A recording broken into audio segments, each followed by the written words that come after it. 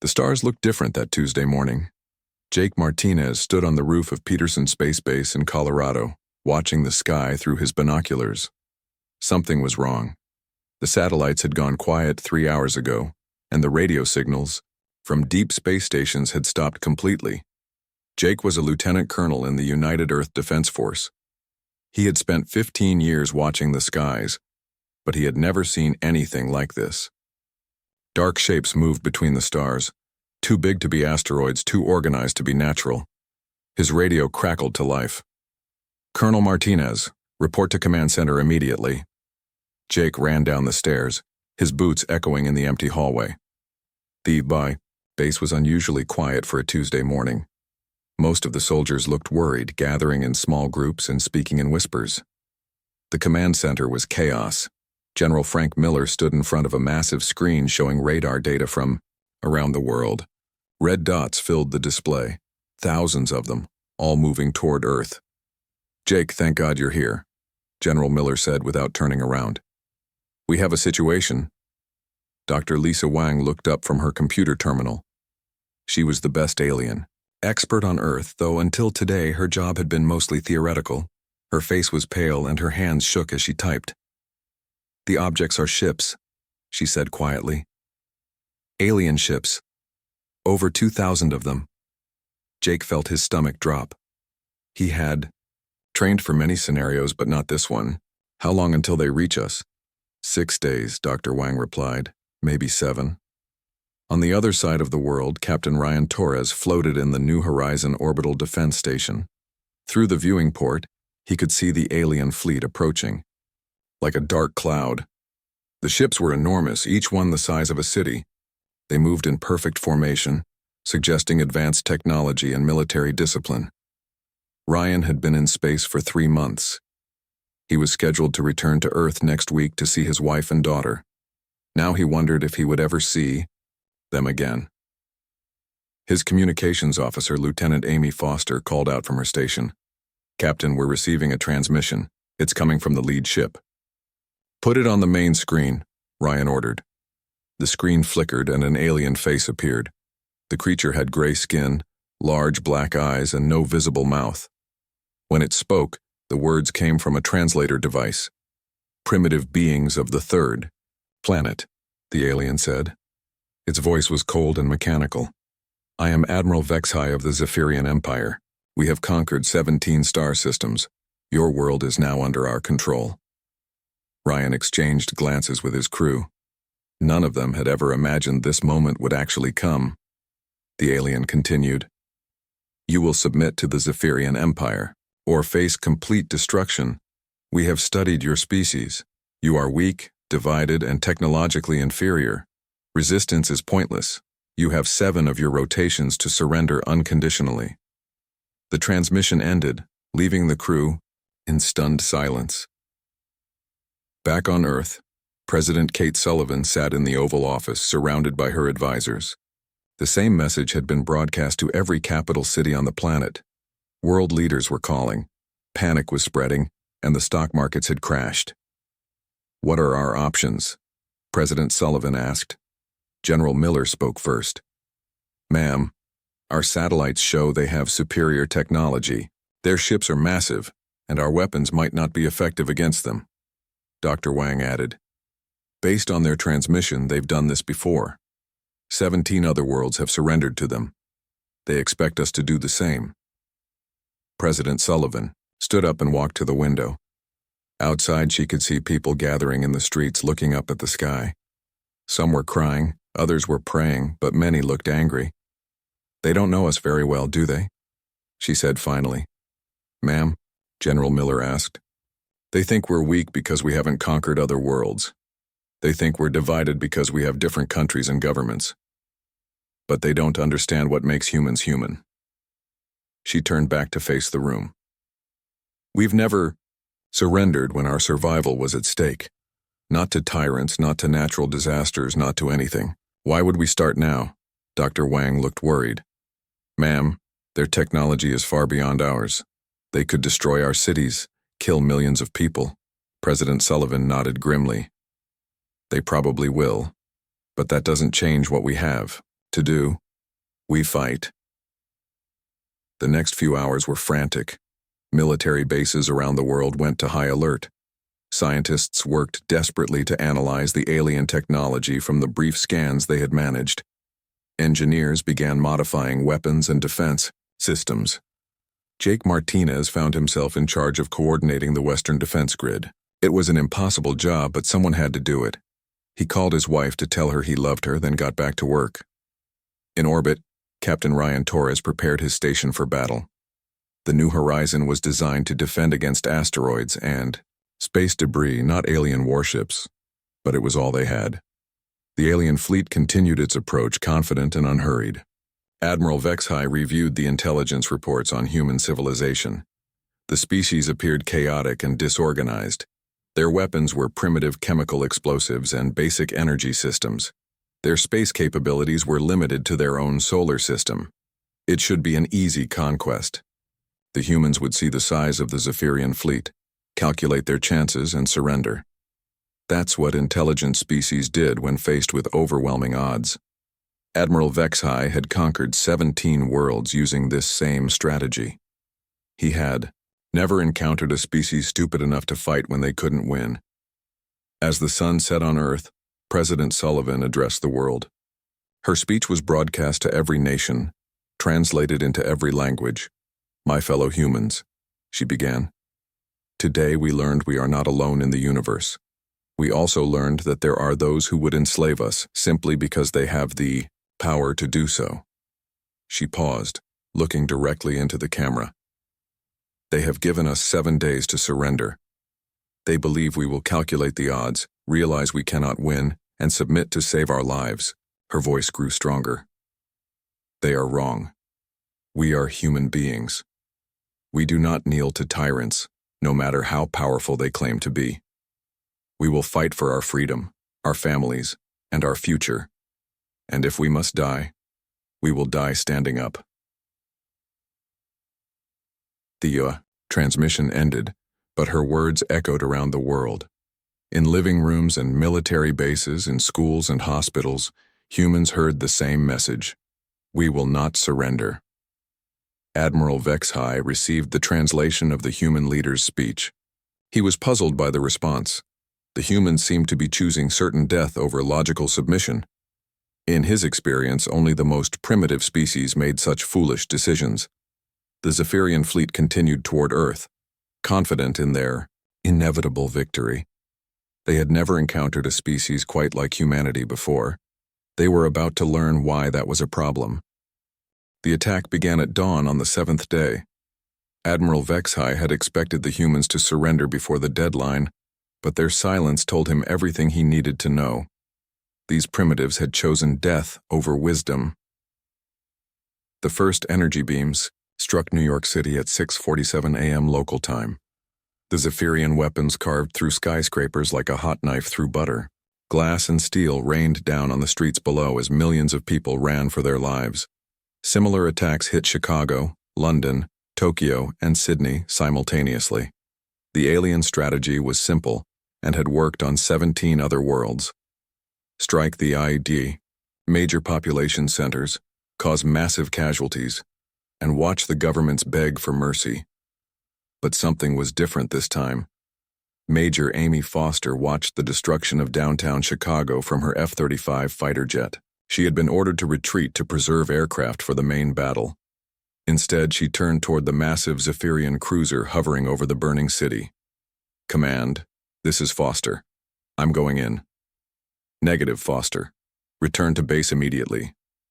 Amy switched off her radio. Her plane carried 2 nuclear-tipped missiles originally designed to destroy asteroids. She had no idea if they would work against alien shields, but she was going to find out. The Zephyrian cruiser was 3 miles long and covered in weapon ports.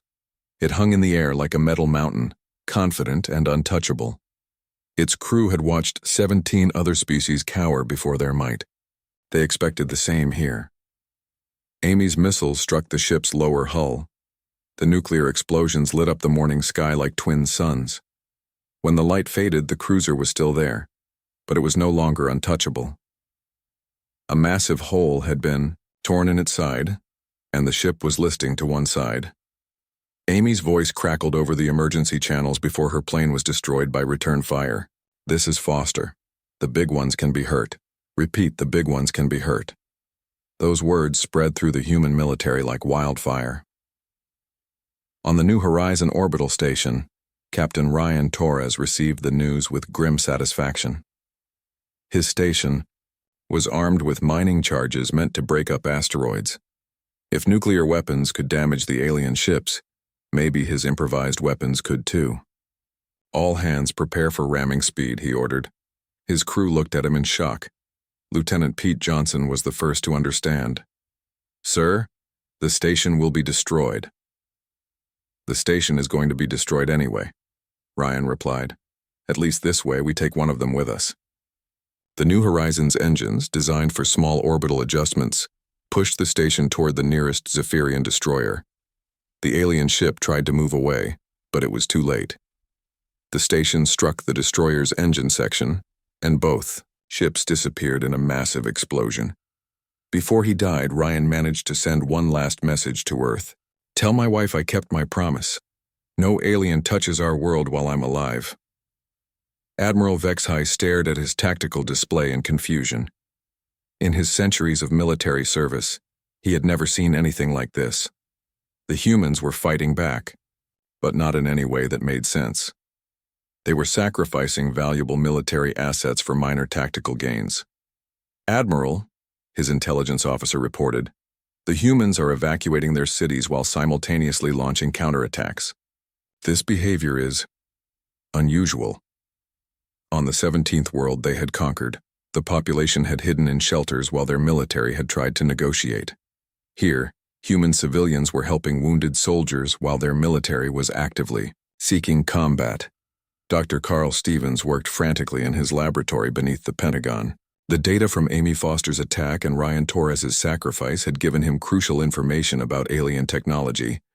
Their energy shields were powerful but had a critical weakness. "General Miller," he called out, "I think I've found something." The alien shields were designed to deflect single powerful attacks, but they struggled with multiple coordinated strikes arriving at exactly the same time. It was like trying to stop 10 bullets with one hand. "How do we coordinate multiple strikes?" General Miller asked. Dr. Stevens smiled grimly. "We use their own communication system against them. I've been monitoring their signals. If we can jam their frequencies at the right moment, their shields will reset. We'll have maybe 3 seconds to hit them with everything we've got." Meanwhile, in the ruins of London, something unprecedented was happening. The Zephyrian ground forces had landed expecting to find a broken, terrorized population. Instead, they found humans pulling wounded people from the rubble, while others threw Molotov cocktails at alien vehicles. Commander Pete Johnson led a squad of British soldiers through the destroyed streets. They had no anti-alien weapons, just rifles and grenades designed to fight other humans. But they were learning fast. "The Walker units have weak spots at the joints," Pete radioed to other resistance groups. "Hit them there, and they go down." The Zephyrian soldiers were confused by human behavior. On other worlds, massive bombardment had broken the population's will to fight. Here, it seemed to make them angrier. One Zephyrian squad reported an incident that would later become legendary among human resistance fighters. They had cornered a group of human civilians in a subway station. The aliens expected surrender. Instead, the humans formed a human wall to protect their children, then charged the aliens with whatever weapons they could find. They fought with kitchen knives and broken bottles, the Zephyrian report stated. They knew they would die. But they attacked anyway. This behavior cannot be explained by our psychological models. Dr. Lisa Wang was working around the clock to analyze captured alien communications. What she discovered changed everything they thought they knew about their enemy. "Frank," she called to General Miller, "you need to see this." The intercepted alien communications revealed something crucial. The Zephyrians were evolved from a hive mind species. They thought as a group, acted as a group, and fought as a group. Individual initiative was almost unknown to them. "They can't understand us," Dr. Wang explained. "When their central command gives an order, every soldier follows it exactly. They can't adapt to our chaotic fighting style because chaos doesn't exist in their nature. This explained why the aliens seemed so confused by human tactics. They were programmed to fight other organized militaries, not millions of individuals making their own decisions about when and how to fight. As the first day of the war ended, Admiral Vexhai reviewed the casualty reports with growing unease. Yes, the humans had suffered massive losses, but so had the Zephyrians, and that wasn't supposed to happen. 3 cruisers had been damaged or destroyed. Dozens of smaller ships were reporting combat damage. Ground forces were requesting reinforcements, because the human population refused to stay conquered. Most disturbing of all, the humans showed no signs of breaking. Every attack seemed to make them more determined, not less. "Admiral," his communications officer reported, "we're receiving a transmission from the human government." President Sullivan's face appeared on the screen. She was speaking from an underground bunker, but her voice was steady and strong. "Admiral Vexhai," she said, "you wanted to know if we would surrender. Here's your answer. We will fight you in our cities, in our countryside, in space, and on the ground. We will never stop, we will never give up, and we will never kneel to tyrants." She leaned forward, looking directly into the camera. "You picked the wrong species to mess with." The transmission ended, leaving the alien command bridge in silence. Admiral Vexhai had conquered 17 worlds, but he was beginning to realize that Earth might be different. These humans didn't fight like a military force. They fought like a force of nature, and forces of nature were very difficult to defeat. 3 months had passed since the invasion began. The Zephyrians controlled the major cities, but they were learning that controlling a city was very different from controlling the people in it. Sergeant Tony Garcia crouched in the ruins of what used to be a shopping mall in Los Angeles. His team of resistance fighters had been living underground for weeks, coming out only to attack alien patrols. They used weapons made from scrap metal and alien technology they had stolen from destroyed ships. "Remember," Tony whispered to his team, "hit them fast and disappear. We're not trying to win a battle. We're trying to make them afraid." The Zephyrian patrol consisted of 6 soldiers in powered armor. They walked down the empty street like they owned it, which they did, but ownership on paper was different from ownership in reality. Tony's team struck from 3 directions at once. Homemade explosives disabled 2 aliens before they could react. The others tried to call for help, but their communications had been jammed by equipment built from old cell phone parts and alien circuits. Within 30 seconds, the patrol was destroyed. Tony's team grabbed what weapons they could carry and vanished back into the ruins. By the time reinforcements arrived, there was nothing to find except destroyed alien equipment. This scene was repeated in cities around the world. The Zephyrians had expected to rule through fear, but instead they found themselves afraid. Every street corner could hide an ambush. Every building could contain enemies. Every human they met might be planning to kill them. Dr. Rebecca Martinez worked in a hidden laboratory beneath the ruins of Mexico City. She was a communications expert who had spent months learning the alien language. What she discovered changed everything. "Jake," she called to Lieutenant Colonel Martinez over their secure radio. "I've broken their command codes. You need to hear this." Jake Martinez was now leading the North American resistance from a bunker in the Colorado mountains. He had been promoted to general after Frank Miller died in the bombing of Washington. DC Dr. Martinez's voice was excited. "They're not just confused by our tactics, they're terrified. I've been listening to their private communications, and they call us the chaotic ones. They can't understand why we keep fighting when we're clearly losing." She paused, then continued. "Jake, they've never faced a species like us before. All their previous conquests were organized governments that surrendered when their leaders were defeated. We don't have a single leader they can target. We have millions of leaders, each making their own decisions." This explained why the Zephyrian strategy was failing. They were used to cutting off the head of a snake and watching the body die. But humans weren't a snake. They were more like a swarm of angry bees, and cutting off one bee just made the others angrier. Commander Lisa Rodriguez led a daring raid on a Zephyrian supply depot outside Denver. Her team of former Air Force pilots had been training with captured alien equipment for 2 months. They had learned to fly alien fighters by trial and error, crashing dozens of ships before they figured out the controls. "Remember," Lisa told her pilots, "we're not just stealing supplies, we're stealing a ship. A big one." The supply depot was guarded by a Zephyrian corvette, a ship about the size of a football stadium.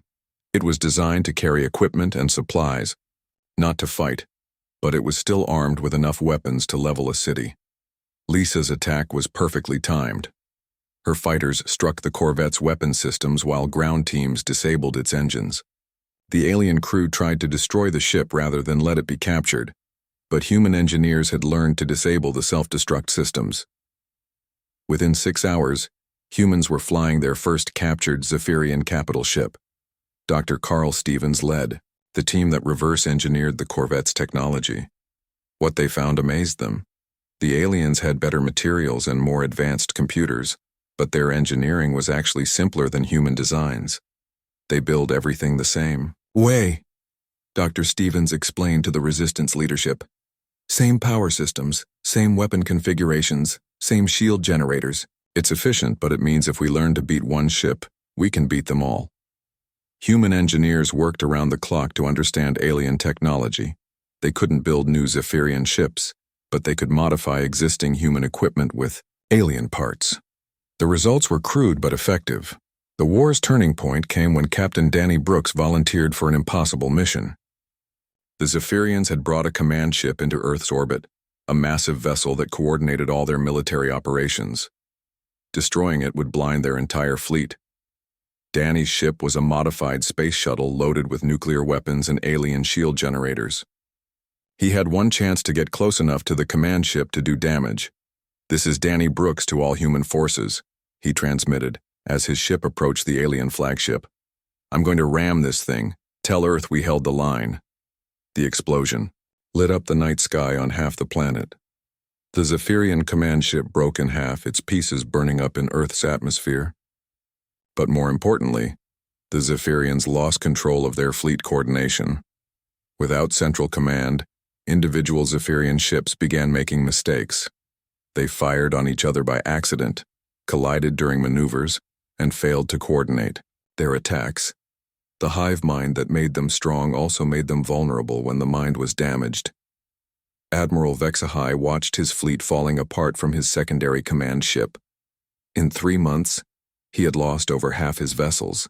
His ground forces were requesting constant reinforcements because humans kept attacking them. His supply lines were under constant assault. Most disturbing of all, the humans were getting stronger. They were learning to use Zephyrian technology faster than his experts thought possible.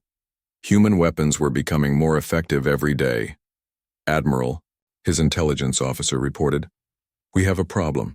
The humans are broadcasting our private communications. They've learned our language." Vexai realized the implications immediately. If the humans could understand Zephyrian communications, they could predict Zephyrian attacks. Even worse, they could spread propaganda among his own troops, and the propaganda was working. Some Zephyrian soldiers were beginning to question the wisdom of this invasion. They had been told it would be easy, that the humans would surrender quickly. Instead, they were trapped in an endless war against an enemy that refused to die. The psychological pressure was breaking down Zephyrian morale. These soldiers had conquered 17 worlds without suffering significant casualties.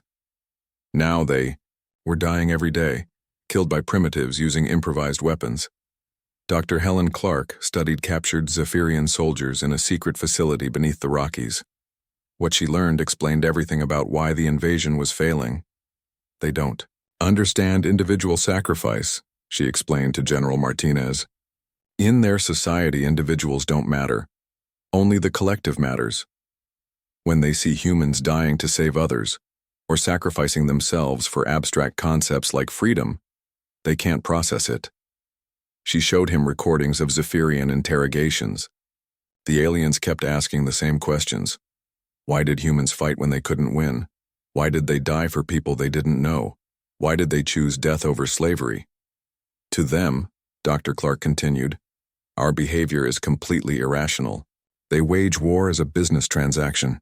When the costs exceed the benefits, they withdraw. But we treat war as a fight for survival.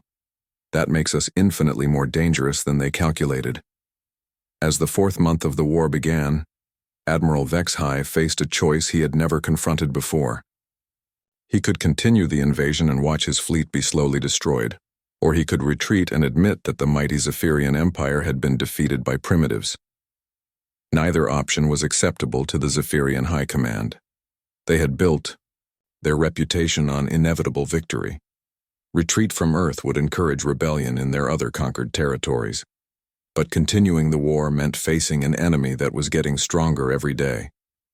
The humans had learned to use Zephyrian technology, they understood Zephyrian tactics, and they showed no signs of surrendering.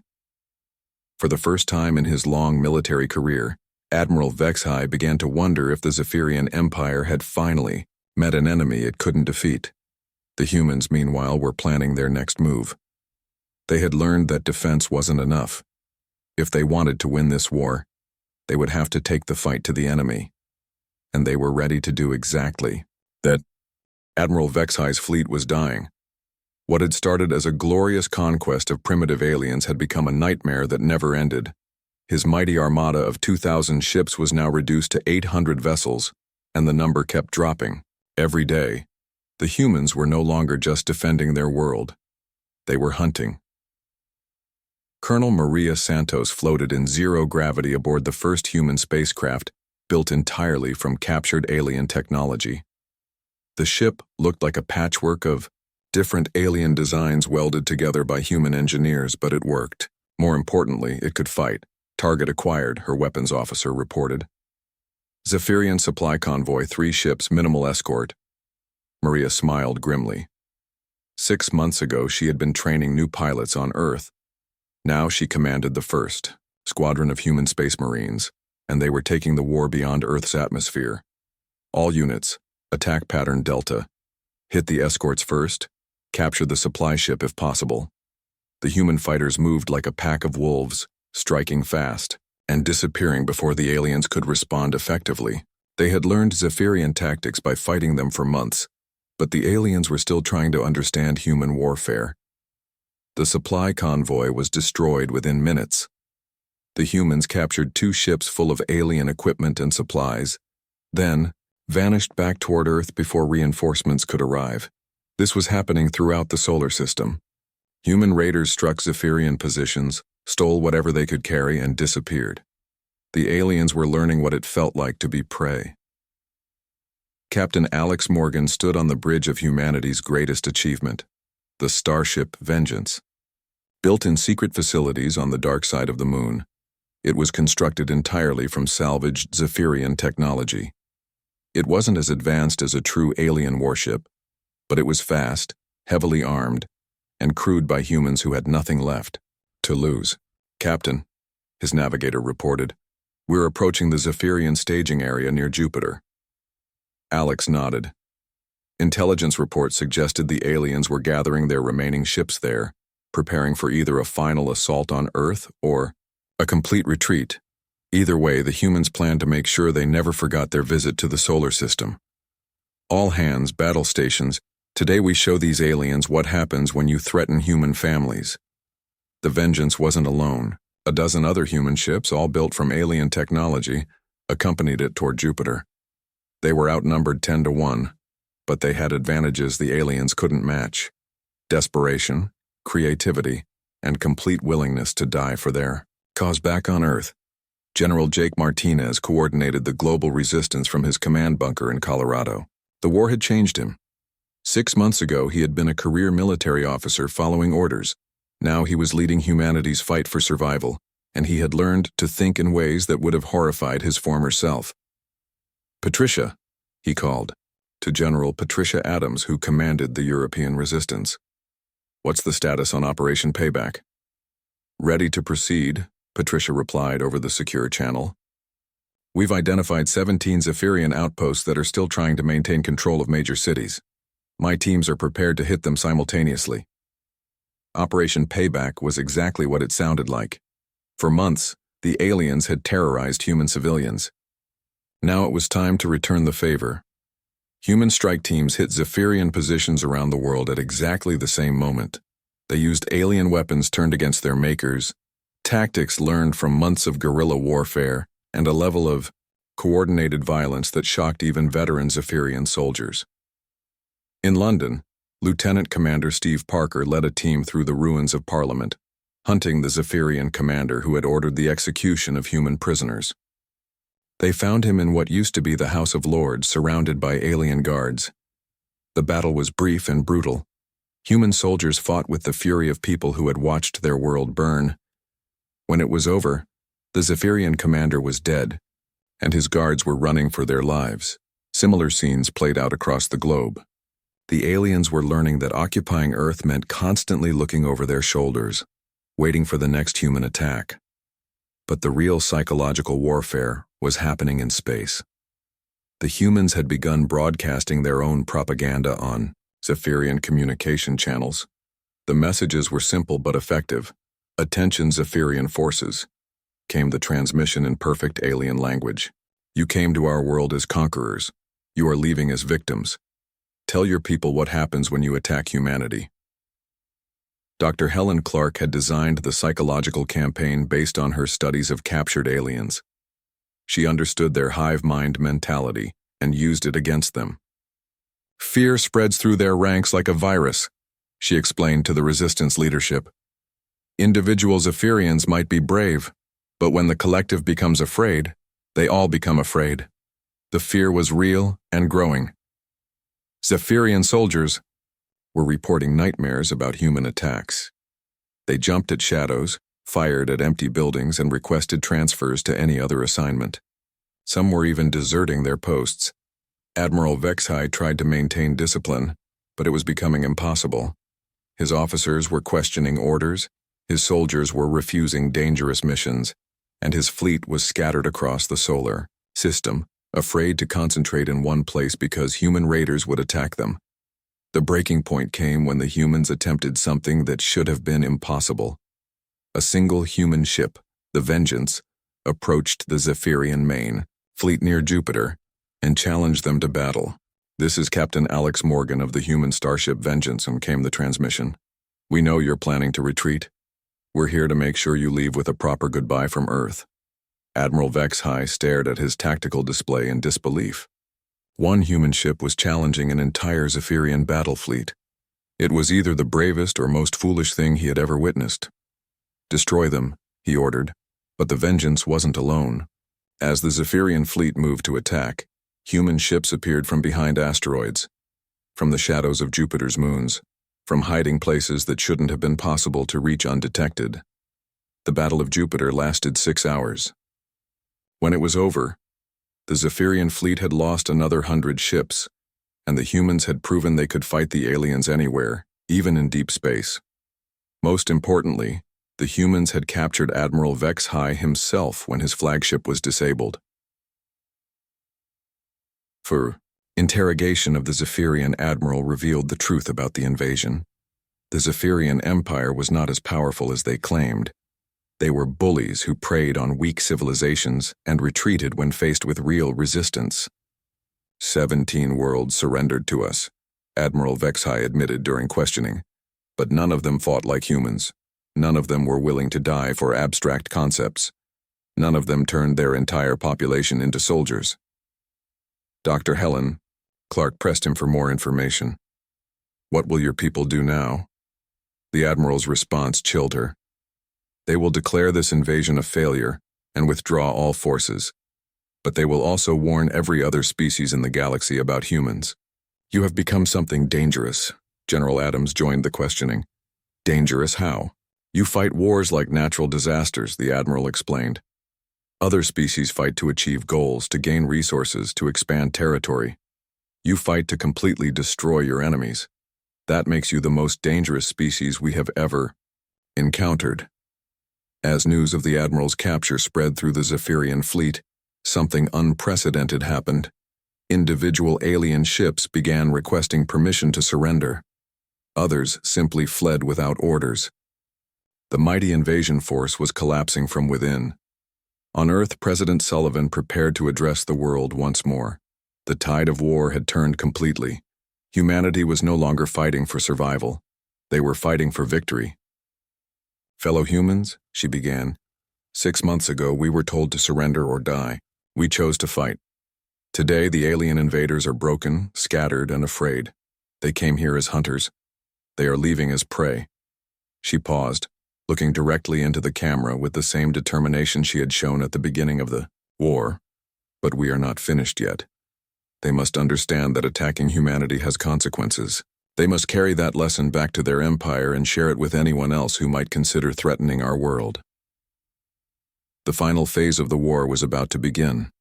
The aliens had learned to fear humanity, but now they would learn something worse. They would learn that humans never forgot, and they never forgave those who threatened their families. The hunters had become the hunted, and the prey was about to become the predator. 1 year after the invasion began, the mighty Zephyrian Empire fled Earth with fewer than 200 ships. The survivors carried scars that would never heal and stories that would haunt their species for generations. Admiral Vex High sat in a human prison cell staring at the wall. Once he had been the greatest military mind in the Zephyrian Empire. Now he was a broken shell of his former self, unable to sleep without seeing human faces in his dreams. The humans had released him after 6 months of captivity, not out of mercy but because they wanted him to deliver a message to his people. That message was simple: never return. Captain Sandra Lee commanded Earth's first deep space patrol fleet from the bridge of the starship Guardian. Built entirely from captured alien technology and improved by human engineering, her ships were faster and more heavily armed than the original Zephyrian vessels. Contact on long-range sensors, her navigation officer reported. 3 Zephyrian ships at the edge of the solar system. Sandra smiled coldly. In the past year, several alien ships had tried to return to Earth, hoping to salvage equipment or rescue stranded personnel. None had succeeded. Intercept course. Open a channel when we're in range. The Guardian approached the fleeing Zephyrian ships like a shark approaching wounded fish. The aliens tried to run, but human ships were faster now. Human engineers had improved on alien designs, making them more efficient and more deadly. Zephyrian vessels, Sandra transmitted. This is Captain Lee of the human deep space fleet. You are trespassing in our solar system. Leave immediately or be destroyed. The response came quickly, filled with panic. We are not here to fight. We are evacuation ships, looking for survivors. There are no survivors, Sandra replied. Your people had 1 year to collect their dead. That time is over. You have 30 seconds to change course, or we will change it for you. The alien ships fled without another word. Back on Earth, President Sullivan stood in the rebuilt White House addressing a joint session of the newly formed Global Defense Council. Representatives from every nation sat before her, united by their shared experience of survival. My fellow humans, she began. 1 year ago, we faced extinction. Today, we are the strongest military power in our part of the galaxy. But strength without purpose is meaningless. She gestured to a display showing the current state of Earth's defenses. Orbital platforms armed with alien weapons surrounded the planet. Hidden bases on the Moon and Mars housed fleets of human-built warships. Early warning systems extended far beyond the solar system. Today, I am announcing the Never Again Doctrine, President Sullivan continued. Humanity will never again allow any species to threaten our survival. We will defend not only Earth, but any world that faces extinction at the hands of galactic empires. The declaration sent shockwaves through the galaxy. Intercepted communications showed that other species were taking notice of what had happened to the Zephyrian Empire. Dr. Helen Clark had spent months analyzing the psychological impact of the war on both species. Her findings were disturbing and enlightening.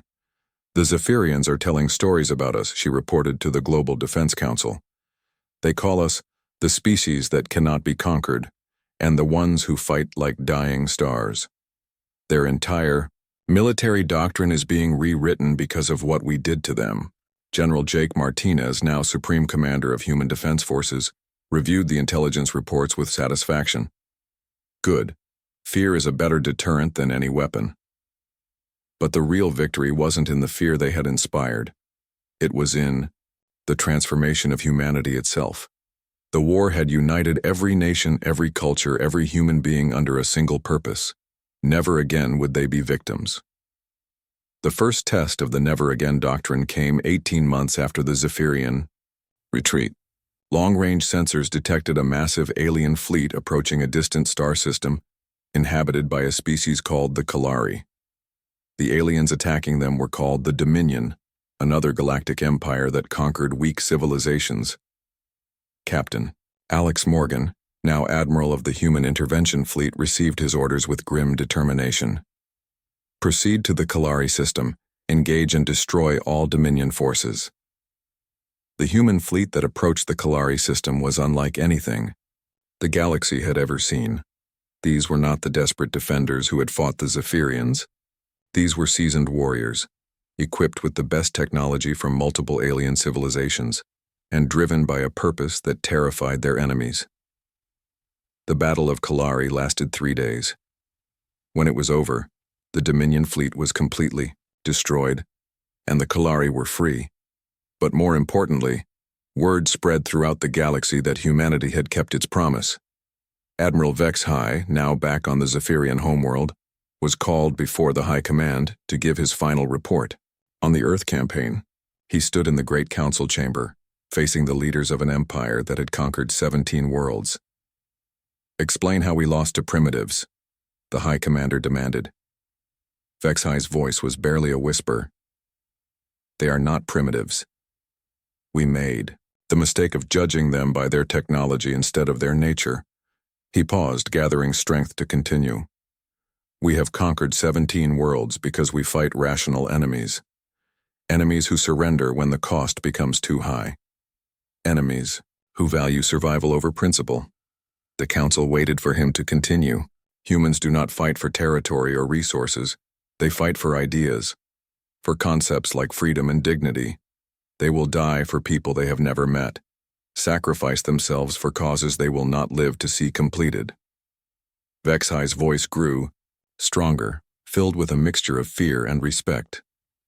"We thought we were conquering a world. Instead, we awakened something that should have remained sleeping. Humans do not just defeat their enemies, they make their enemies afraid of themselves." The High Commander leaned forward. "What do you recommend?" "Mark their space as forbidden territory. Warn all our allies to avoid them. And pray to whatever gods we still believe in that they never decide we are a threat to their survival." Years passed, and the legend of humanity grew throughout the galaxy. The species that had been almost extinct became the guardians of the weak and the terror of the strong. On Earth, children grew up hearing stories of the Great War, when aliens came from the stars and learned what it meant to fight humans. Monuments honored heroes like Major Amy Foster, Captain Ryan Torres, and Captain Danny Brooks, whose sacrifices had turned the tide of battle. But the most important monument was not made of stone or metal. It was the orbital defense grid that surrounded Earth, a constant reminder that humanity would never again be caught unprepared. Dr. Rebecca Martinez, now Director of Galactic Intelligence, monitored communications throughout known space. What she heard confirmed their greatest hopes and worst fears. "Jake," she reported to Supreme Commander Martinez, "they're not just afraid of us. They're changing because of us. Several empires have abandoned conquest entirely. Others are treating their subject worlds better because they're afraid we might intervene." Jake nodded thoughtfully. "Fear can be a force for good, but it can also breed hatred. We need to be ready for the next challenge." That challenge would come eventually. Somewhere in the galaxy, another species would decide that humanity had grown, too powerful, too dangerous to be allowed to exist. When that day came, they would learn the same lesson the Zephyrians had learned. Humans did not start wars, but they finished them.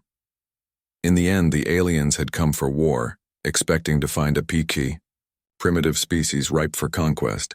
Instead, they found humanity, and humanity had sent them home broken and terrified. The galaxy was a different place now. Empires thought twice before attacking innocent worlds. Weak species looked to the stars with hope instead of fear. And somewhere, in a small solar system around an unremarkable yellow star, humanity watched and waited. They had learned that they were not alone in the universe. They had also learned that being alone was not their greatest fear. Their greatest fear was becoming like the monsters they had defeated. But as long as they remembered who they were and why they fought, that would never happen. The war was over, but the legend of humanity had just begun.